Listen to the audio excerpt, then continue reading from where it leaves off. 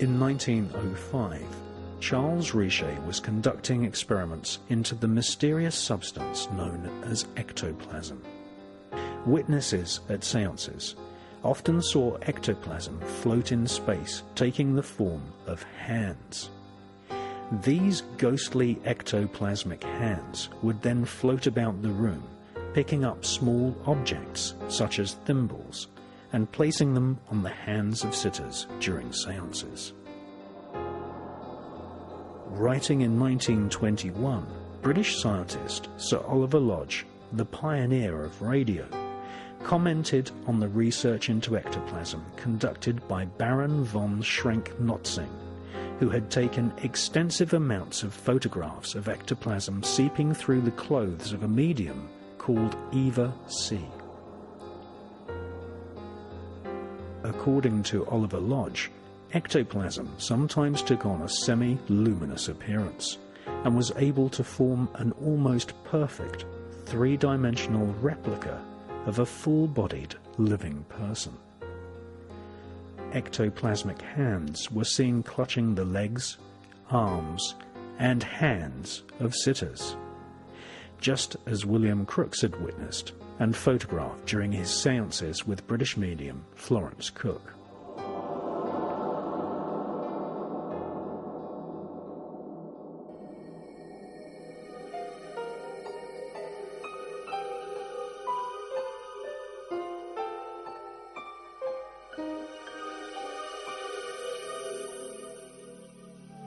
Incredible as it sounds, wax impressions were taken of these ectoplasmic hands, which show real fingerprints. This phenomena was witnessed by John Logie Baird, the Scotsman who took William Crookes's cathode ray tube and combined it with the pioneering research of Sir Oliver Lodge. John Logie Baird used ultra-high frequency or UHF waves to transmit invisible sound and pictures through the air at a frequency so high some said it would affect the spirits who lived in the ether. In the mid-1920s, John Logie Baird also invented noctovision, which was a form of television which could record images in total darkness using infrared rays. In 1926, Sir Oliver Lodge and his daughter visited Baird's laboratory and was extremely impressed by this new invention. John Logie Baird's noctovision would lead him to become involved with experiments into the spirit world.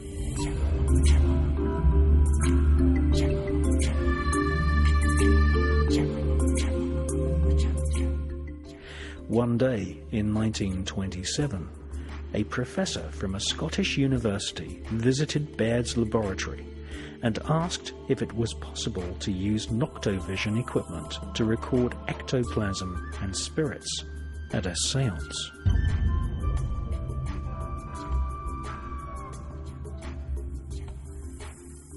According to John Logie Baird's own memoirs published by the Royal Television Society, Baird immediately agreed to take part in a séance, which was conducted by a medium called Marjorie. 10 years before, the young son of Marjorie had committed suicide, slicing his own throat with a razor. The police had encased the blood-stained razor complete with fingerprints in a glass case.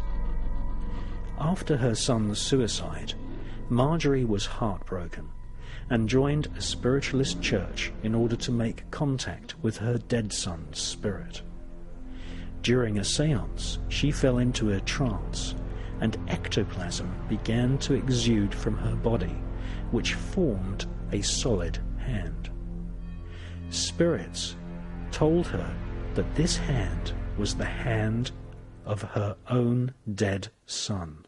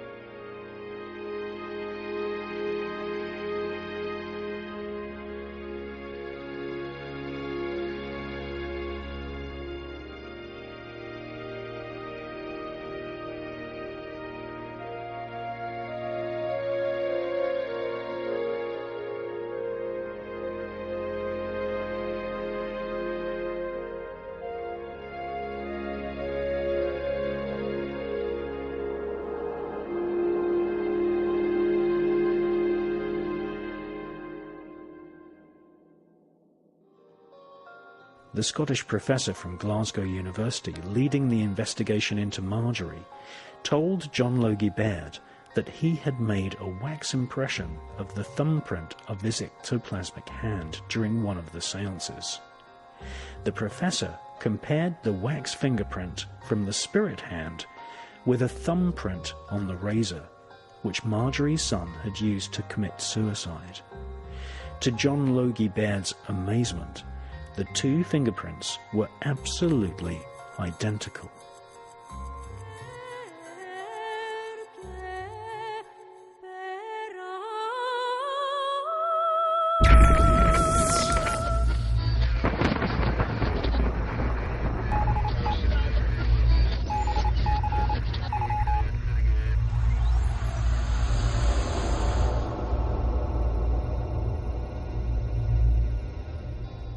This would not be the end of John Logie Baird's extensive involvement in the spirit world. Not long after this incident, the ghost of none other than Thomas Alva Edison, the inventor of the audio phonograph, contacted Baird at a séance. The spirit of Edison tapped out a message in Morse code and told Baird that his Noctovision system would enable the living to speak with the dead. Hello?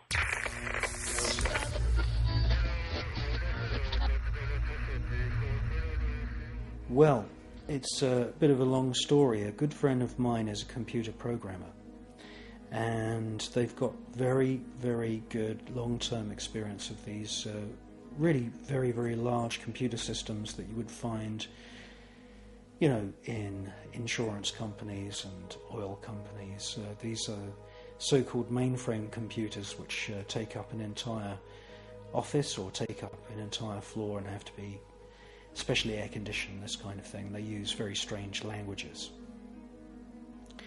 And he told me about a phenomenon called emergent behavior.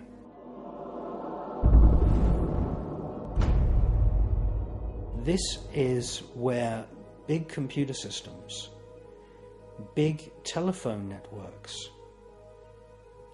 are doing things that nobody ever told them to do. For example, programs would run on their own, messages would appear on computer screens which nobody typed. As far as telephones are concerned, it would take the form of telephone calls to people, and there wouldn't be anybody else at the other end of the line. There's also a phenomenon known as the phantom fax, and this is where messages are being handwritten, usually in some kind of old-fashioned writing, and are being signed in some cases by famous people who died a long time ago. And there are several people around the world who are presently receiving faxes, handwritten faxes, from the spirit of Jules Verne, the famous French science fiction writer who's been dead many, many years.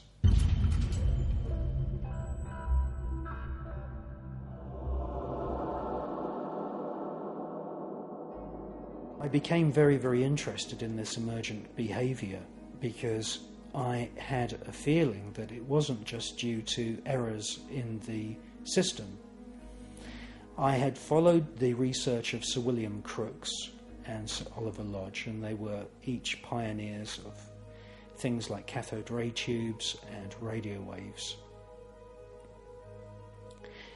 And I had come to the conclusion that many of the scientists in the 1900s were of the disposition that spirits could influence very, very tiny particles, such as electrons or photons.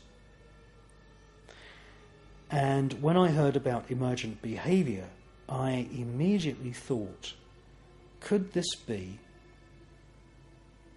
an example where a spirit is not strong enough to move a physical object? A spirit is not usually strong enough to pick up the receiver on a telephone and move the dial. But could this be, this emergent behavior phenomenon, could it be a symptom of spirits trying to shift electrons down wires?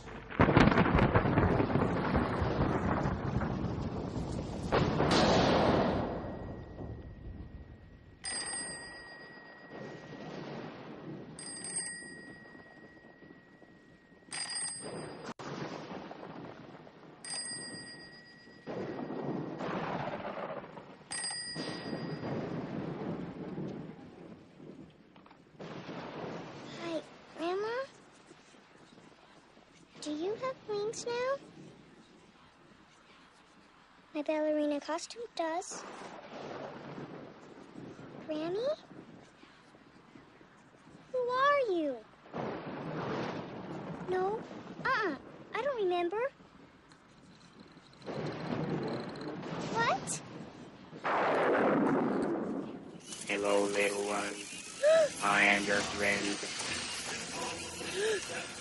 We want the angel.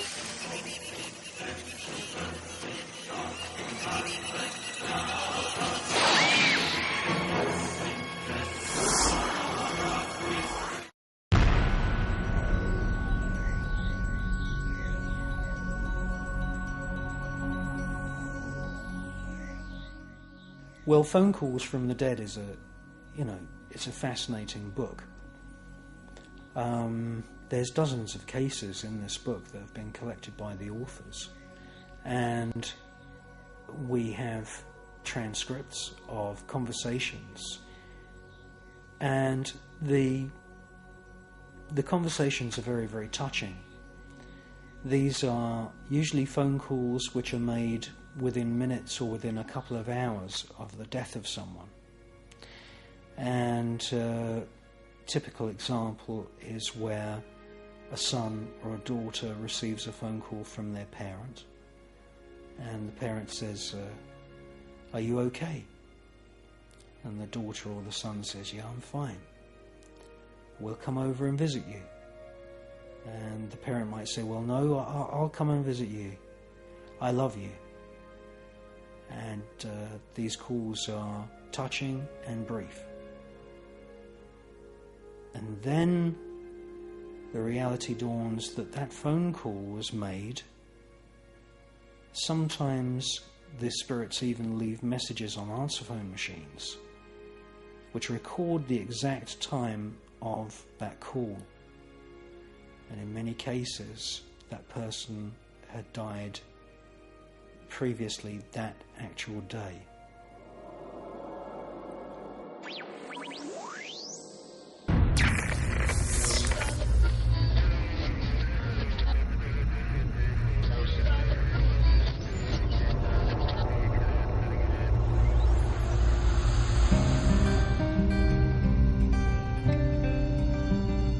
According to documents and memoirs held in the archives of the Edison Company of the United States, American genius Thomas Alva Edison, who invented the electric light bulb, the phonograph record player, and the movie cine camera, designed a machine in the 1920s which could be used to communicate with the spirits of dead people.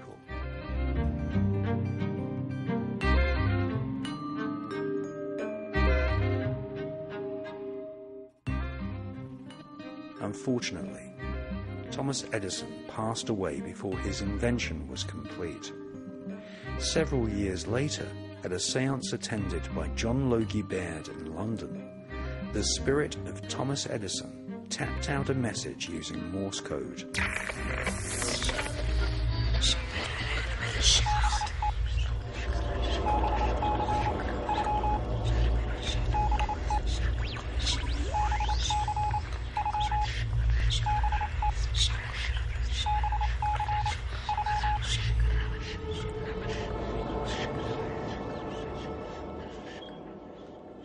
This eerie experience was recorded in John Logie Baird's autobiography, published by the Royal Television Society. The message from the spirit of the dead Thomas Edison told John Logie Baird that Edison was working on his own version of Noctovision, the infrared television system which could record images in the dark. The spirit of Edison told Baird that he had assembled a team of scientists in the spirit world who were working together to help living people speak with their dead relatives.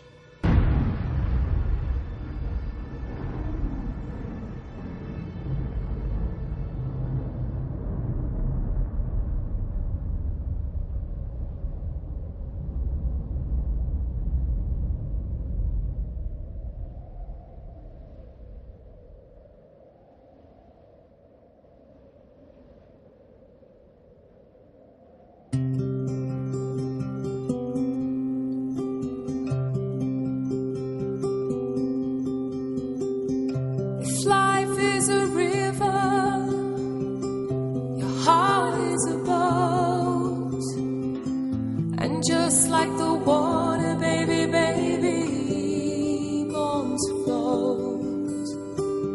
And if life is a wandering, blowing its way all night, and your heart is an eagle, dying to fly, heaven knows no frontier. And I've seen heaven in your tears. And if life is a ballroom in which we must wait, and the man with his fingers on the ivory gate, where you thirst and you hunger for justice and your heart is a pure flame for man's constant strife. Heaven knows no frontiers, and I've seen heaven in your tears. In your eyes the faith as the singing of our love. Somehow this black night feels warmer for the spark, feels warmer for the spark. Too honest to the day, fear will lose its grip, and then it's all for peace. Heaven knows no frontiers, and I've seen heaven in your tears. And if life is a ballroom in which we must wait, and the man with his fingers on the ivory gate, where you thirst and you hunger for justice and right, and your heart is a pure flame of man's